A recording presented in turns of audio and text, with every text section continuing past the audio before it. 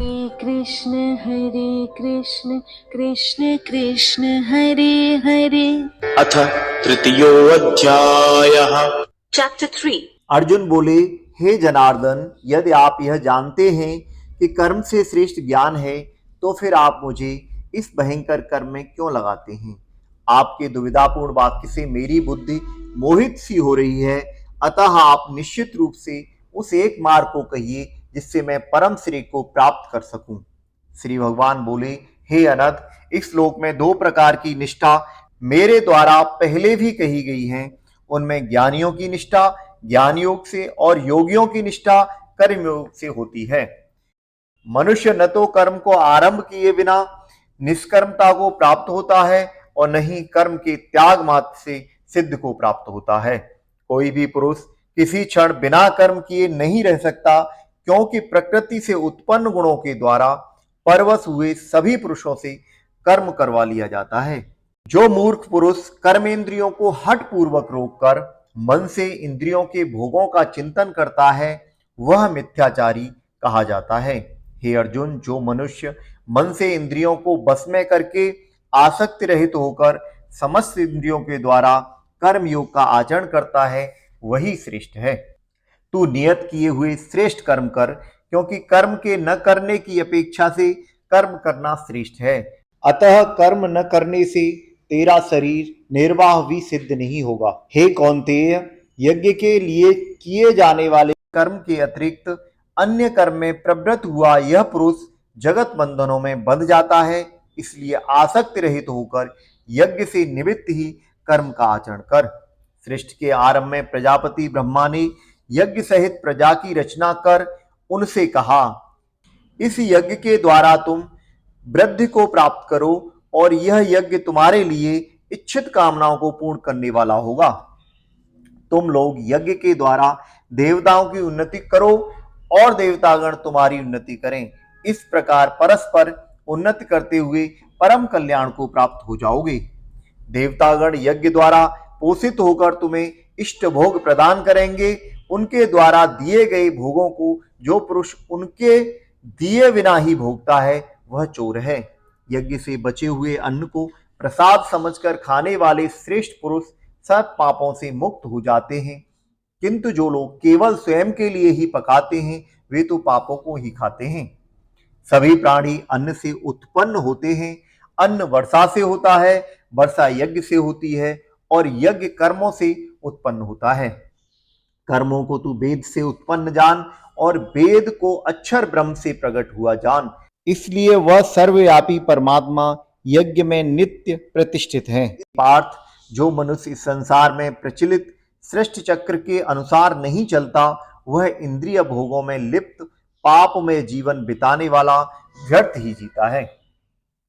किंतु जो मनुष्य आत्मा में ही आनंद का अनुभव करने वाला, आत्मा में ही तृप्त तथा आत्मा में ही संतुष्ट होने वाला हो, उसके लिए कोई कर्तव्य नहीं रहता।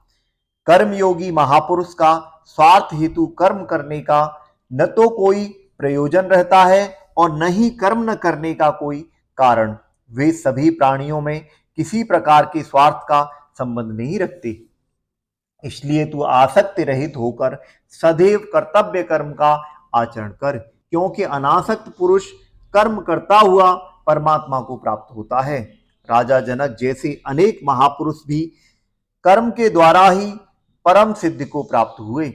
इसलिए लोक कल्याण को देखते हुए तू भी कर्म करने योग्य है। श्रेष्ठ पुरुष जैसा आचरण करते हैं, अन्य लोग भी वैसा ही अनुसरण करते हैं। वो जो कुछ कर दिखाते हैं, लोग भी उसका अनुसरण करते हैं। हे पार्थ, मुझे तीनों लोकों में न तो कोई कर्तव्य करना शेष है और न ही कोई वस्तु प्राप्त करने योग्य बाकी है, फिर भी मैं कर्तव्य कर्म करने में ही लगा रहता हूँ। हे पार्थ, यदि मैं किसी समय सावधान होकर कर्तव्य कर्म न करूं, तो सभी मनुष्य मेरा ही अनुसरण करेंगे। यदि मैं कर्म न करूं, तो ये सब मनुष्य नष्ट भ्रष्ट हो जाएंगे और मैं संकरता का कारण बन समस्त प्रजा को नष्ट करने वाला बनूंगा। हे भारत, जैसे अज्ञानी जन कर्म फल में आसक्त होकर कर्म करते हैं, वैसे ही विद्वान पुरुष अनासक्त होकर लोक कल्याण की इच्छा से कर्म करते हैं।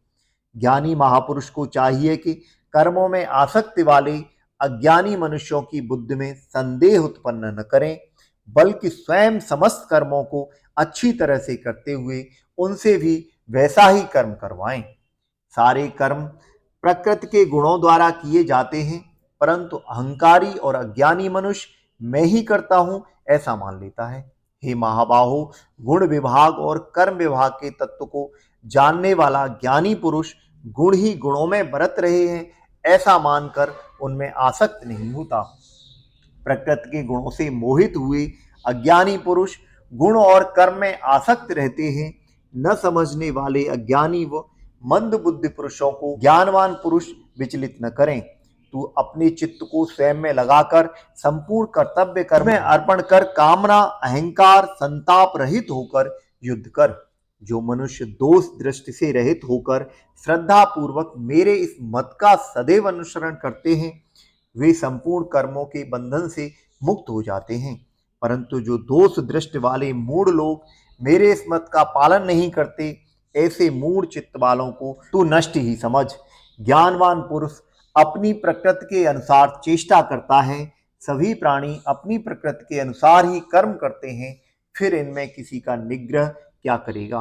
प्रत्येक इंद्रिय के अपने अपने विषयों के प्रति मन में राग द्वेष रहते हैं। मनुष्य को चाहिए कि वो उन दोनों के बस में न हो, क्योंकि वे उनके शत्रु हैं। अच्छी तरह से आचरण में लाए हुए अन्य धर्म की अपेक्षा अपना दोष युक्त धर्म ही श्रेष्ठ है, क्योंकि अपने धर्म में तो मरना भी कल्याण कारक है, किंतु दूसरे के धर्म भय देने वाला होता है। अर्जुन बोले, हे वाष्णेय, फिर यह मनुष्य किससे प्रेरित होकर न चाहते हुए भी अचानक पाप का आचरण करता है।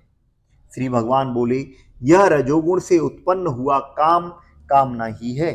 कामना से क्रोध उत्पन्न होता है। यह कभी तृप्त न होने वाला महापापी है। तू इसको ही शत्रु जान।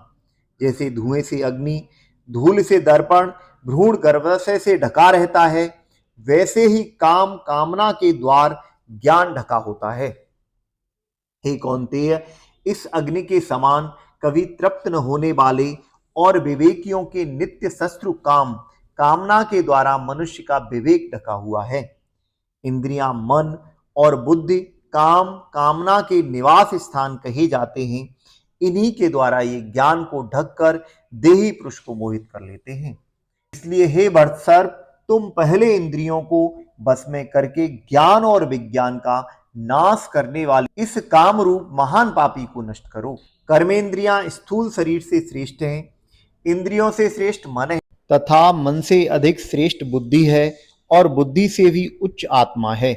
हे महाबाहो, इस प्रकार बुद्धि से सर्वश्रेष्ठ आत्मा को जानकर बुद्धि के द्वारा मन को बस में करके तू इस काम रूप शत्रु को मार डाल।